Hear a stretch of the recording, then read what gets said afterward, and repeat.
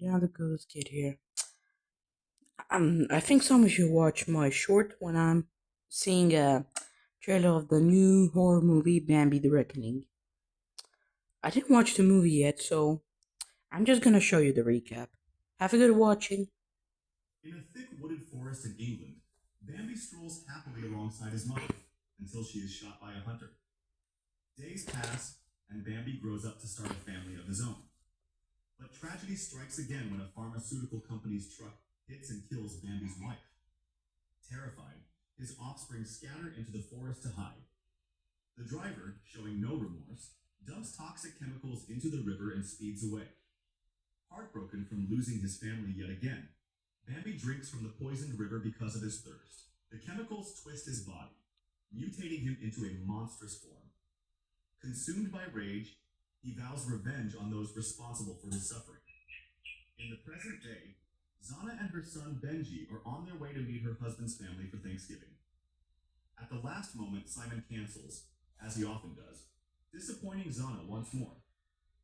Then Zana and Benji get inside the taxi and set off into the woods, where Simon's mother, Mary, lives in a cabin. Meanwhile, three hunters, Eddie, Tyler, and Michael, prepare their weapons. They have been hired by Wilbexer, the pharmaceutical company, to track down and eliminate the mutated Bambi, covering up the corporation's crimes. Back in the taxi, Zana notices Benji turning pale and asks the driver to pull over.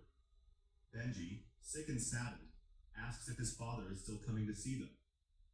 Zana gently lies, telling him Simon was held up at work.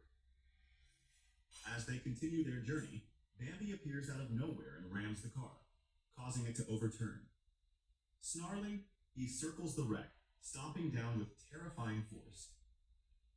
Zana and Benji fight their way free, though the driver is killed in the chaos. Clutching each other, mother and son flee into the forest. At the cabin, Simon's brothers Joshua and Andrew are upset that Simon canceled the family dinner. As tensions rise, You know, this movie reminds me about a deer drinking from a mutant river. From the toxins that was in the first part of the movie. It reminds me how he turns into a mutant. So okay, I'm sorry. We can continue. Andrew's wife, Harriet, steps outside to find Mary, who has wandered off again.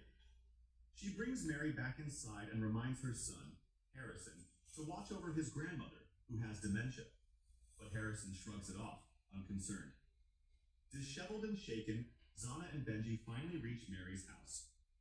Breathlessly, Zana tells the others what happened and that the taxi driver might still be alive. Joshua volunteers to head out and search for him. Meanwhile, the hunters arrive at the crash site. Among the wreckage, they find Zana's phone. Suddenly, footsteps echo nearby. Startled, Tyler opens fire and accidentally hits someone, who turns out to be Joshua. Michael is furious at Tyler's recklessness. He then orders them to drag the body to the truck. Back with Zana, she tends to Benji's wounds. He asks when his father will come, and Zana replies soon. Benji adds that his father will know what to do if he is here. Across the room, Harrison grows irritated by Mary's loud scribbling and throws a pillow at her. Zana reprimands him sharply. Shortly after, Zana steps out of the room and notices a Bambi painting hanging on the wall. Andrew joins her and explains that his mother spent weeks painting them. An hour later, Benji is scrolling on his iPad when Harrison disturbs him. Mary suddenly mutters something inaudible. Benji asks her to repeat it, but before she can, Harrison interrupts, saying that their grandma has clearly lost it. He leaves the room. Mary drifts toward the window, while Benji shuffles through her scattered drawings.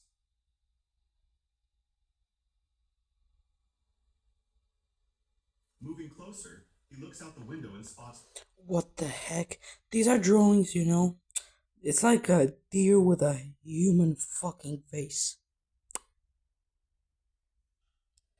Okay, let's continue. The Bambi. He calls out for his mom. Zana rushes in and quickly leads both of them out. Panic spreads as the rest of the group scrambles to run and hide. Harriet is discovered by the Bambi and runs into the bathroom. In desperation, she slips through the window to escape. Meanwhile, the others pile into the caravan. Andrew tries to start the engine, but it fails. They soon spot Harriet outside, still fighting the Bambi, until the creature overpowers her. Andrew twists the key again, and this time the engine roars to life. The caravan speeds down the road with the relentless Bambi in pursuit. For a time it keeps pace, but eventually they manage to outrun it.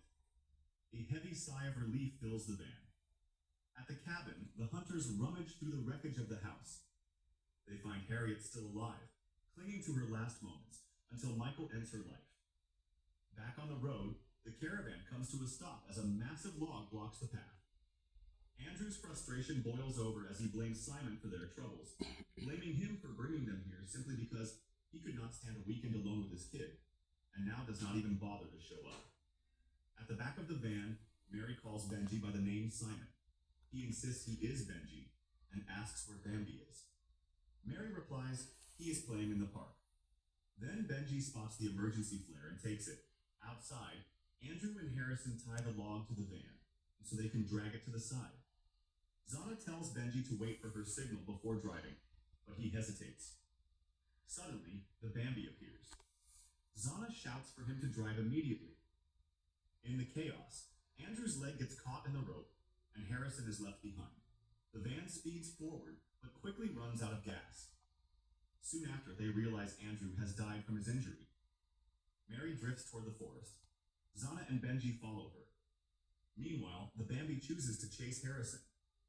He trips and falls, bracing for the worst, but the creature is distracted by another sound and leaves him. Catching his breath, Harrison notices a small rabbit staring up at him. Irritated, he kicks at it. Moments later, an entire pack of mutated rabbits emerges from the shadows. Harrison tries to run, but he stumbles into a bear trap. Screaming in agony, What the heck? The rabbits are also in this movie but mutant? Cool. This is actually a good movie. is devoured by them. Back with Zana, she instructs Benji to stay put while she approaches Mary. But Benji lights the emergency flare, hoping to get help. Zana scolds him, but then freezes when she notices the forest floor littered with carnage. The Bambi suddenly appears, forcing them to run for their lives. At the last moment, the hunters arrive and they hitch a ride with the hunters. Zana pleads with the hunters to call the police and telling them she left her nephew and brother-in-law behind. But Michael dismisses her concerns and tells her not to worry. The group arrives at an abandoned shed. To Zana's shock, Simon steps outside, and Simon is stunned to see his family. It is revealed that Simon works for Wilbexer and has been overseeing this operation to protect himself and his company. Enraged, Zana confronts him, telling him that their son has watched his close family die, but Simon coldly defends himself. He admits he never wanted Benji here, having no interest in him. Benji overhears this, and, crushed, he runs outside. There, he spots one of the hunters carrying a caged fawn. Curious and concerned, he quietly follows them. Meanwhile, Zana, fed up, demands that Simon explain himself. He admits that he was the one who ordered the guys to dump chemicals in the forest river, and adds that nothing like this has happened before. Shocked, Zana asks, "You did this before?" But Simon defends himself, saying that Wilbrick has been dumping chemicals for decades. Zana storms into the control room and grabs the phone, but Michael warns her to put it down. Then Michael explains her husband's plan, to lure out Bambi using the fawn as bait, and then kill it. Appalled, Zana rushes out of the room to get to Benji, only to find him gone. Zana rushes outside and finds the corpses of her loved ones. She runs, and Simon follows her. Back with Benji, he notices the hunters mistreating the little fawn. Then, Tyler excuses himself to pee, but instead encounters his fate. Moments later, Eddie finds him dead. Terrified, Eddie flees, only to be torn apart by the creature inside a car. In the chaos, Benji manages to free the fawn from its cage. In the control room, Michael watches the live camera footage and finds the cage gone. Furious, he decides to head there and assess the situation himself. In the shed, a furious Bambi storms in and roars at Mary. Suddenly, he hears movement and heads toward the utility closet, where a Wilbrex employee is hiding. When she sees Bambi, she fires at gas cylinders, sparking a violent explosion. In the forest, Michael appears and raises his gun at Benji, demanding him to hand over the fawn. Simon urges Benji to comply, but Benji refuses. Simon blames Zana for turning his son against him, but Benji reminds him that he heard everything Simon said about him. Then Bambi suddenly arrives and kills Michael. Instead of protecting his son, Simon bolts in fear. Zana tells Benji to stay still. She gently takes the fawn and returns it to the Bambi.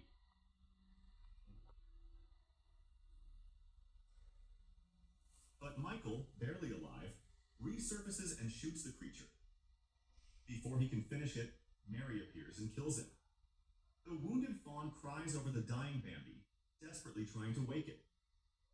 Meanwhile, Simon is caught and torn apart by the ravenous mutated rabbit in his car.